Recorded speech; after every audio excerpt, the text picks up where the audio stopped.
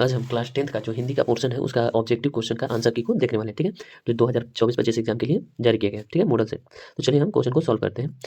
Question में first question देखिए यहाँ पे, अपठित गद्यांश है, निम्नलिखित गद्यांशों को ध्यानपूर्वक पढ़कर पूछे गए प्रश्नों को उत्तर दें, ठीक है। यहाँ पे कुछ गद्यांश पूछा गया है, उनको पढ़ के आपको उत्तर देना है यहाँ पे, ठीक है।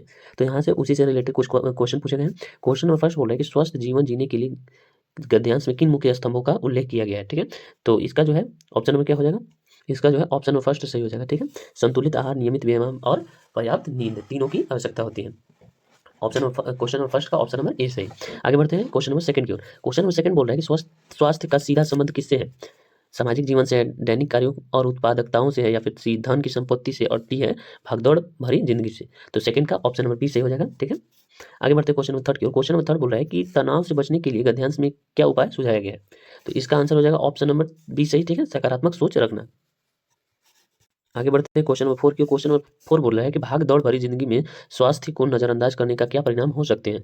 तो फोर का ऑप्शन नंबर बी सही हो जाएगा, ठीक है, दीर्घकालीन बीमारियों का खतरा।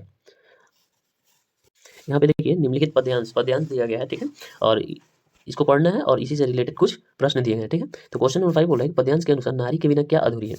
तो नारी के बिना क्या अधूरी है, तो 5 का आंसर हो जाएगा ऑप्शन नंबर बी सही, ठीक है, सृष्टि। आगे बढ़ते क्वेश्चन नंबर 6। क्वेश्चन नंबर 6 बोला नारी को किसका प्रतीक बताया गया है। तो समर्पण, साहस और धैर्य का प्रतीक माना गया, ठीक है, बताया गया है पद्यांश में। आगे बढ़ते क्वेश्चन नंबर 7 की। क्वेश्चन नंबर 7 बोल रहा है कि पद्यांश में नारी को किन गुणों से संबोधित किया गया है। तो 7 का ऑप्शन नंबर बी सही, ठीक है, स्नेह, करुणा और सृजन। आगे बढ़ते क्वेश्चन नंबर 8। क्वेश्चन नंबर 8 बोल रहा है कि नारी के स्वप्नों के लिए क्या आग्रह किया गया है। तो नारी के स्वप्नों के लिए उन्हें उड़ान देने का, ठीक है, आग्रह किया गया है। बी ऑप्शन सही हो जाएगा 8 का। आगे बढ़ते हैं, देखिए अब यहाँ से खंड ख जो पोर्शन शुरू होता है वो व्याकरण का है, ठीक है, ऑब्जेक्टिव का खंड ख। यहाँ पे क्वेश्चन 9 बोल रहा है कि सकर्मक क्रिया का उदाहरण चुने, ठीक है। तो सकर्मक क्रिया क्या होता है, जिसमें कर्म हो, और जिसमें कर्म ना हो उसे अकर्मक क्रिया, ठीक है। तो बच्चा रो रहा है, माँ खाना खा रही है, चंद्रमा चमक रहा है, पक्षी उड़ रहे हैं। तो यहाँ पे क्या हो जाएगा, ऑप्शन नंबर बी सही हो जाएगा, ठीक है, मैं खाना खा रहा हूँ, ठीक है। 9 का ऑप्शन नंबर क्या हो जाएगा। क्वेश्चन नंबर 9 बोल रहा है कि सकर्मक क्रिया का उदाहरण चुने। ऑप्शन ए में वो है कि बच्चा रो रहा है, बी में है कि मैं खाना खा रहा हूँ, सी में है कि पक्षी उड़ रहा है, और डी में है कि चंद्रमा चमक रहा है। तो 9 का जो ऑप्शन नंबर बी सही हो जाएगा, मैं खाना खा रहा हूँ, ठीक है। आगे बढ़ते क्वेश्चन नंबर 10 की ओर। बोला सकर्मक क्रिया और अकर्मक क्रिया में मुख्य क्या अंतर है। तो मुख्य अंतर होता है क्रिया में, ठीक है, कर्म की आवश्यकता से ना। आगे बढ़ते क्वेश्चन नंबर 11। क्वेश्चन नंबर 11 बोला है कि सकर्मक क्रिया में हमेशा क्या होता है। सकर्मक क्रिया में क्या होता है हमेशा, सकर्मक क्रिया में होता है हमेशा एक कर्म, ठीक है, तभी हम उसको सकर्मक क्रिया बोलते हैं। निम्नलिखित में से किस वाक्य में क्रियापद का उपयोग हुआ है, ठीक है। तो 12 में बोल रहा है कि बच्चा दौड़ रहा है, बी में बोल रहा है कि हरे भरे पेड़, सी में बोल रहा है कि बड़ी मिठाई, और डी में बोल रहा है कि नदी का किनारा। तो इसका ऑप्शन हो जाएगा ऑप्शन नंबर ए सही, बच्चा दौड़ रहा है। आगे बढ़ते हैं क्वेश्चन नंबर 13 की। क्वेश्चन नंबर 13 बोल रहा है कि पत्र शब्द का एक अर्थ नहीं है, पत्रिका, चिट्ठी, पत्ता या पुस्तिका। तो 13 का क्या हो जाएगा, 13 का हो जाएगा ऑप्शन नंबर डी सही, ठीक है। आगे बढ़ते हैं क्वेश्चन नंबर 14। मुख शब्द का एक अर्थ क्या हो सकता है। मुख शब्द का एक और अर्थ क्या हो सकता है। मुख मतलब चेहरा, या फिर बी है बोल रहा है द्वार, सी मने हो सकता है सिर, और डी मने हो सकता है कंठ। तो इसका आंसर क्या हो सकता है, मुख का मतलब हो सकता है चेहरा, ठीक है। तो 14 का ऑप्शन नंबर ए सही। बोल रहा है कि अव्यय शब्द की परिभाषा क्या है। तो अव्यय शब्द क्या होते हैं, जो अपनी स्थिति या रूप में कभी नहीं बदलता, ठीक है। तो इसका जो 15 का ऑप्शन नंबर सी सही हो जाएगा। बढ़ते हैं क्वेश्चन नंबर 16 की। क्वेश्चन नंबर 16 बोल रहा है कि वह जल्दी आया वाक्य में जल्दी शब्द किस प्रकार का अव्यय है, ठीक है। तो 16 का ऑप्शन नंबर बी सही, ठीक है, क्रिया विशेषण अव्यय है। आगे बढ़ते हैं क्वेश्चन नंबर 17। क्वेश्चन नंबर 17 बोल रहा है कि राजमहल शब्द किस प्रकार का समास है। राजमहल, राज का महल, ठीक है, राजाओं का महल, राजमहल। तो यहाँ पे क्या आ रहा है, यहाँ पे आ रहा है एक, तो ये हो जाएगा आपका तत्पुरुष समास का, ठीक है। यहाँ पे कारक की आ रहा है ना, कारक की अभिव्यक्ति हो रही है, विभक्ति। राजा का महल, राजमहल, राजा का महल। तो 17 का ऑप्शन नंबर ए सही हो जाएगा, ठीक है, तत्पुरुष समास। आगे बढ़ते हैं क्वेश्चन क्वेश्चन नंबर 18 बोला है कि बहुब्रीहि समास में किस प्रकार के पद होते हैं। तो इसका जो है आंसर नंबर हो जाएगा डी सही, ठीक है, समास का अर्थ दोनों पदों में अलग, ठीक है। आगे बढ़ते क्वेश्चन नंबर 19। क्वेश्चन नंबर 19 बोला है कि तुम स्कूल जाओ और मैं घर पर रहूंगा, इस वाक्य का क्या प्रकार है, ठीक है। तो 19 का जो है ऑप्शन नंबर सी सही हो जाएगा, ठीक, संयुक्त वाक्य। आगे बढ़ते क्वेश्चन नंबर 20। क्वेश्चन नंबर 20 बोला कि मैंने उसे बुलाया क्योंकि वह देर से आया था, इस वाक्य में कौन सा वाक्य है, ठीक है। तो 20 का जो है ऑप्शन नंबर बी सही हो जाएगा, मिश्र वाक्य, ठीक है।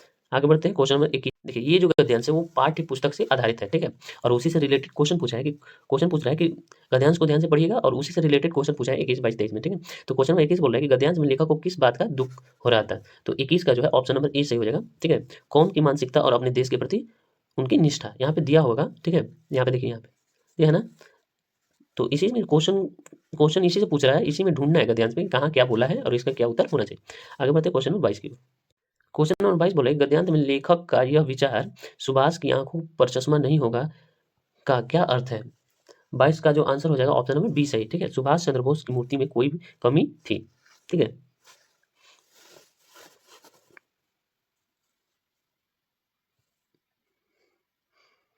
22 का ऑप्शन नंबर बी सही हो जाएगा, सुभाष चंद्र बोस की मूर्ति में कोई कमी थी।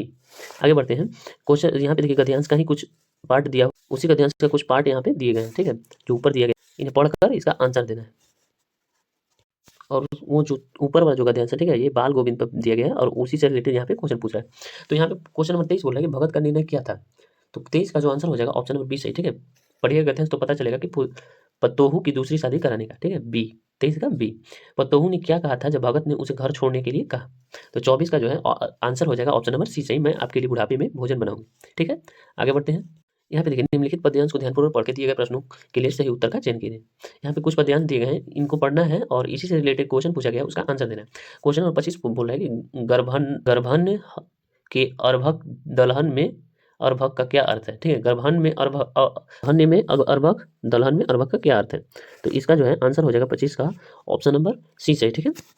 बच्चा, गर्भन में अर्भक दलहन में अर्भक का क्या अर्थ है। तो इसका जो है आंसर नंबर सी हो जाएगा, ऑप्शन नंबर सी। आगे बढ़ते हैं क्वेश्चन नंबर 26 है, तो 26 का ऑप्शन नंबर सी सही, लक्ष्मण को, ठीक है।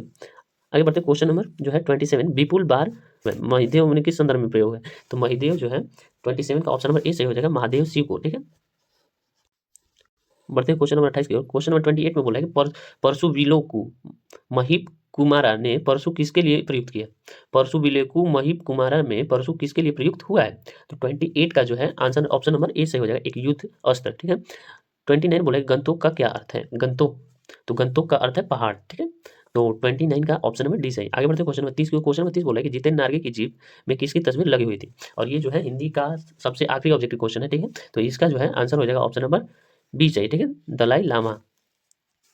इसी के साथ आपका हिंदी का जो पोर्शन होता है वो पूरी तरह कंप्लीट होता है, ठीक है।